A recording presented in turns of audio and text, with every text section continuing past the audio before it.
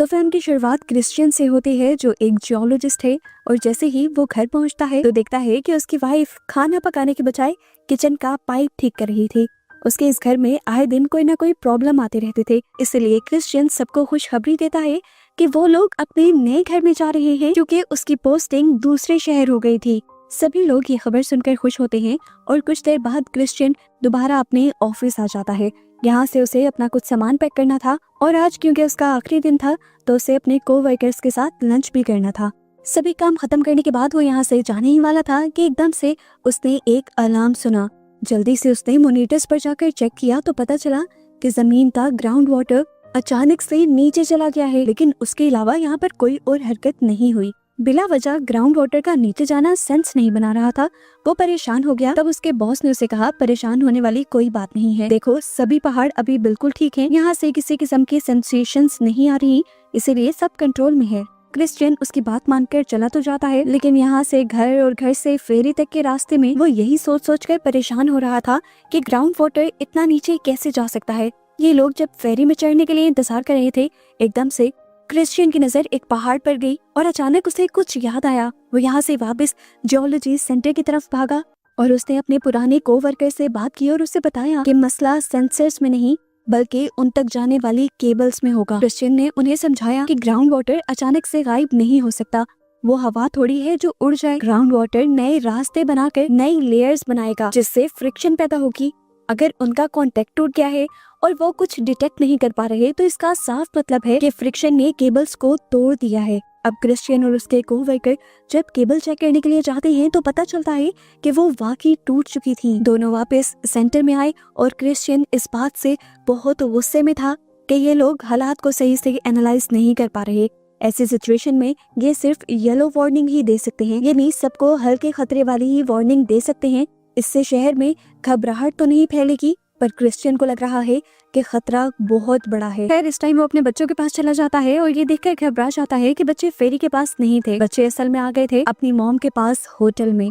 Christian का बेटा उसे कहता है कि मैं कल को अपनी मॉम के साथ ही आ जाऊंगा, इसलिए क्रिश्चियन अब अपनी बेटी को लेकर यहाँ से जाने लगता है। दूसरी तरफ जियोलॉजी सेंटर में जॉर्ज ने देखा कि सेंसर्स अजीब डेटा दिखा रहे थे और पत्थरों में कॉन्ट्रैक्शन हो रही थी। जॉर्ज ने फौरन अपने बॉस को खबर की, वो भी हालात को देखकर घबरा गए और सेंसर्स को चेक करने के लिए खुद अपने साथी के साथ उन्होंने पहाड़ के अंदर जाने का फैसला किया। इधर परेशानी में क्रिश्चियन ने भी दोबारा जियोलॉजी सेंटर में कॉल की, ये जानने के लिए कि वहाँ क्या हो रहा है। जॉर्ज ने उसे भी सारे हालात बताए और वो भी घबरा गया और फिर जल्दी से वापस गया। उसने पुरानी कुछ फाइल्स निकाली।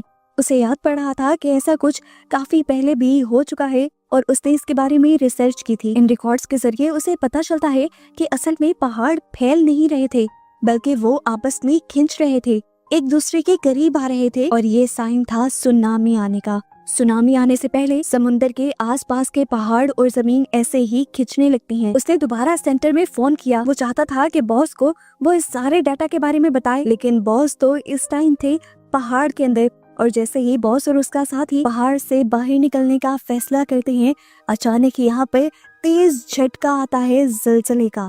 पहाड़ हिल जाते हैं, इन दोनों को ही बुरी चोटें आती हैं और बॉस के तो साथी का पाँव भी इन्हीं पहाड़ों के पत्थरों में फंस जाता है। इस खतरनाक टाइम में इन दोनों का कांटेक्ट जियोलॉजी सेंटर से भी खत्म हो गया था। उन्हें ये भी पता चला कि कई जगहों पर पानी का लेवल नीचे गिरना शुरू हो गया है, यानी वो भी समझ गए कि सुनामी आने वाला है। यहाँ क्रिश्चियन ने अपने कोवर्कर को कॉल करके कहा कि जियोलॉजी सेंटर से फौरन अलार्म बजा दो, रेड अलर्ट दे दो और सभी लोगों को शहर से बाहर निकाल दो। मार्गरेट ने भी सुनामी के अलार्म बजा दिए। सभी लोग तेजी से अब शहर से निकलने लगे थे। शहर में अफरा तफरी मच गई थी। यहाँ से कुछ ही देर में जब ये लोग अपने कलीग्स को बचाने के लिए पहाड़ के पास जाते हैं तो ज़लज़ले के कुछ और झटके लगते हैं। पत्थर टूटकर उनमें से एक पत्थर बॉस के सर पर लग जाता है और उसकी वहीं पर मौत हो जाती है।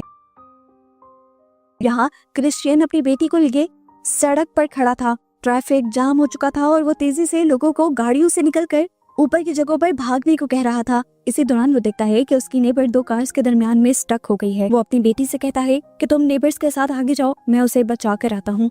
दूसरी तरफ हमें होटल का सीन दिखाया जाता है जहाँ पर क्रिश्चियन की वाइफ एडन काम किया करती थी। वो दरवाजा नॉक कर करके सभी गेस्ट को अलर्ट कर देती है और तभी वो नोटिस करती है कि उसका बेटा कहीं पर भी नहीं था।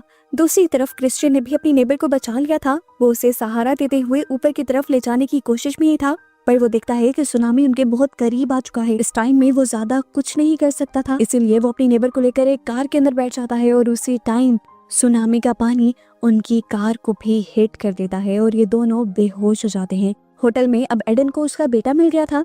वो उसे और अपनी गेस्ट को लेकर तेजी से बाहर जाती है, पर दिखती है कि इमरजेंसी बस उन्हें छोड़कर ही जा चुकी है। सुनामी भी बिल्कुल उनकी आंखों के सामने आ गया था। वो लोग जल्दी से होटल के अंदर की तरफ भागते हैं और होटल के इमरजेंसी बंकर के अंदर चले जाते हैं, पर वो गेस्ट अंदर आ नहीं पाती और इतने में ही पानी होटल के सारे शीशे तोड़ते हुए अंदर आ जाता है। एडन इस बंकर को बंद कर देती है, जबकि वो गेस्ट अब इस पानी में ही बह चुकी थी। एडन ने अपने बेटे के साथ मिलकर इस बंकर के सारे ही खिड़कियां दरवाजे अच्छी तरह सील कर दिए और ऐसा करते ही एकदम से लाइट चली गई। सीन कट हो गए। अब हमें क्रिश्चियन को दिखाया गया जो कि बेहोश हो चुका था। अब उसे होश आया तो उसने अपनी साथ बैठी नेबर को देखा जो खून में लथपथ थी और मर चुकी थी। ये देखकर वो बहुत ज्यादा शॉक भी होता है और उदास भी हो जाता है। किसी तरह घसीटते हुए अपने आप को इस गाड़ी से निकालकर वो आहिस्ता आहिस्ता पहाड़ी के ऊपर चढ़कर सारे बचे हुए सर्वाइवर्स को देखता है और उनमें अपनी बेटी को ढूंढने लग जाता है। जैसे ही उसे जूलिया मिली तो उसने जाकर फौरन से जूलिया को गले लगा लिया और अपने नेबर को खामोश नजरों से देखा, ऐसे जैसे वो ये बताना चाह रहा हो कि मैं तुम्हारी वाइफ को नहीं बचा पाया, इसीलिए मुझे माफ कर दो। यहाँ जियोलॉजी सेंटर में जॉर्ज को कॉल आती है उस आदमी की जो बॉस के साथ पहाड़ों में फंसा हुआ था। वो जॉर्ज को बताता है कि उनके बॉस की मौत हो चुकी है और इस खबर से ये लोग सदमे में चले जाते हैं। इधर क्रिश्चियन को अब अपनी बीवी और बेटे के लिए फिक्र होने लगी थी। टूरिस्ट बस अभी तक यहाँ पर नहीं पहुंची थी, इसलिए उसने खुद ही होटल जाकर चेक करने का फैसला किया और अपनी बेटी को अपने नेबर के हवाले कर दिया। इधर होटल के बेसमेंट का सीन दिखाया जाता है। बेसमेंट में पानी अंदर आने की वजह से एडन और उसका बेटा दरवाजे को दबाए हुए थे। एडन ने अपने बेटे को कहा कि तुम यहाँ पर ध्यान रखो, मैं जरा वेंट्स के जरिए यहाँ से बाहर निकलने का रास्ता ढूंढ कर आती हूँ। जैसे ही वो दरवाजे से हटती है, पानी और तेजी से अंदर भरने लगता है और उसका बेटा उस पर गुस्सा हो जाता है कि मैं ये सब नहीं कर रहा। एडन को भी गुस्सा आता है कि इस मुश्किल वक्त में पता नहीं उसका बेटा क्या करना चाह रहा है। इस टाइम यहाँ पर एक और आदमी भी था। रास्ता ना मिलने पर वो भी और ज्यादा पैनिक हो जाता है और एडन से कहता है कि अगर बाहर निकलने का रास्ता ना मिला और ऐसे ही हम मदद आने का इंतजार करते रहे तो जरूर मारे जाएंगे। इसी दौरान हम देखते हैं कि क्रिश्चियन भी तबाही वाले इस पानी के बहाव के साथ ही होटल की तरफ बढ़ता है। वो जब थोड़ी सी खुश जगह पर पहुंचा तो उसे टूरिस्ट बस भी नजर आ गई। उसे जल्दी से बस के अंदर देखा, यहाँ पर उसकी एक कलीग की लाश थी। ये देखकर उसे दुख हुआ, लेकिन दुख का एहसास फौरन से खुशी में बदल गया, क्योंकि उसे ये भी एहसास हो गया था कि एडन और उसका बेटा इस बस के अंदर नहीं है और उनके जिंदा होने के चांसेस बढ़ गए हैं। दोबारा वो होटल की तरफ बढ़ जाता है और होटल में दिखाया जाता है कि अब उस कमरे में बहुत तेजी से पानी भर रहा था। उनकी पूरी बॉडी पानी के अंदर डूब चुकी थी और सांस लेने के लिए भी बहुत कम जगह बची थी। इस टाइम पर वो दूसरा इंसान भी बहुत ज्यादा पैनिक हो रहा था। ऊपर तक रहने के लिए और सांस लेने के लिए जब उसे कोई सहारा नहीं दिखता तो वो एडन के बेटे को नीचे धकेल देता है और उसके सहारे ऊपर रहने लगता है।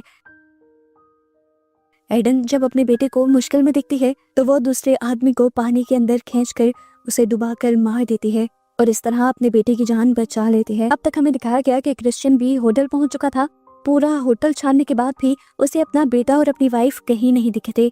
बेसमेंट उसने इसलिए नहीं चेक की कि वहाँ पर बहुत ज्यादा पानी भर चुका था, उसे नहीं लगा कि यहाँ पर कोई होगा। इस दौरान जब वो होटल से बाहर जाने वाला था तो उसे यहाँ पर अपने बेटे का बैग दिख गया। क्रिश्चियन को लगा कि अब वो दोनों मर गए होंगे। ये सोचते ही उसे इतना गुस्सा आया कि उसने खिड़की पर पाँव मारना शुरू कर दिए। उसकी इस शोर की आवाज को एडन और उसके बेटे ने सुन लिया। ये लोग समझ गए थे कि ऊपर कोई है। एडन को यकीन था कि ये क्रिश्चियन ही होगा जो उन्हें बचाने आया होगा। उसका ध्यान अपनी तरफ अट्रैक्ट करने के लिए वो नीचे जाकर एक रेंच ले आती है और उसे जोर जोर से वेंट के पाइप पर मारती है। क्रिश्चियन ने भी इन आवाजों को नोट कर लिया और ये समझने के लिए कि ये आवाजें कहाँ से आ रही हैं, उसने दोबारा खिड़की पर मारा। वो असल में दूसरे लोगों को सिग्नल देना चाह रहा था कि वो यहाँ पर आ चुका है।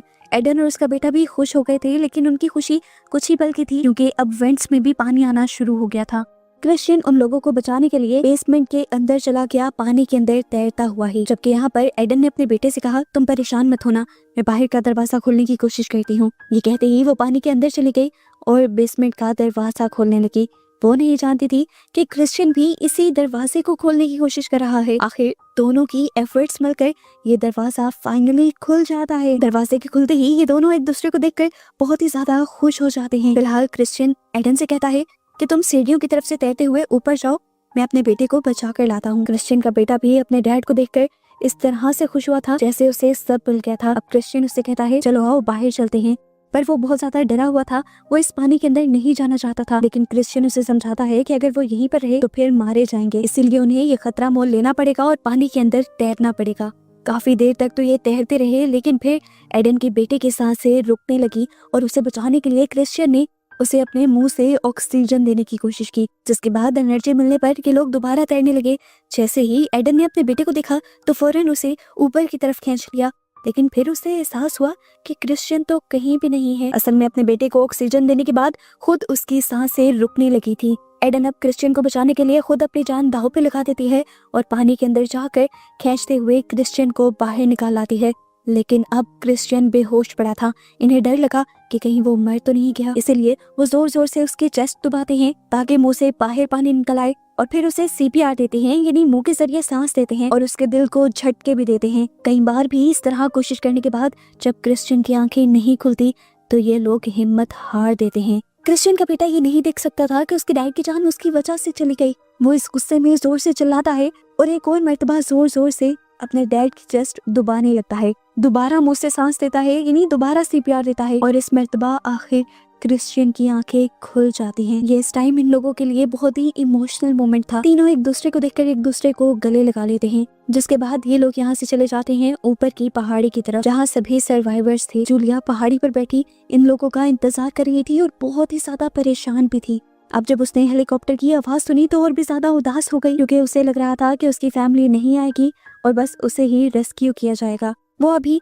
हेलीकॉप्टर में जाने को तैयार भी नहीं थी। बेचैनी उसकी बढ़ती रही और तभी उसने दूर से आते ही अपने मॉम, डैड और भाई को देख लिया। कि देखते ही उसकी जान में जान आ गई थी। वो भागते हुए अपने डैड की तरफ गई और क्रिश्चियन ने भी उसे गोद में उठा लिया। ये पूरी फैमिली बहुत ज्यादा खुश थे, क्योंकि इतनी बड़ी आफत के बावजूद भी वो एक दूसरे को दोबारा मिल गए थे। ये ऐसा ही था कि जैसे उन्हें एक नई जिंदगी मिली हो एक दूसरे के साथ। इन लोगों को भी अब रेस्क्यू कर लिया जाता है और ऐसे ही ये मूवी यहाँ खत्म हो जाती है।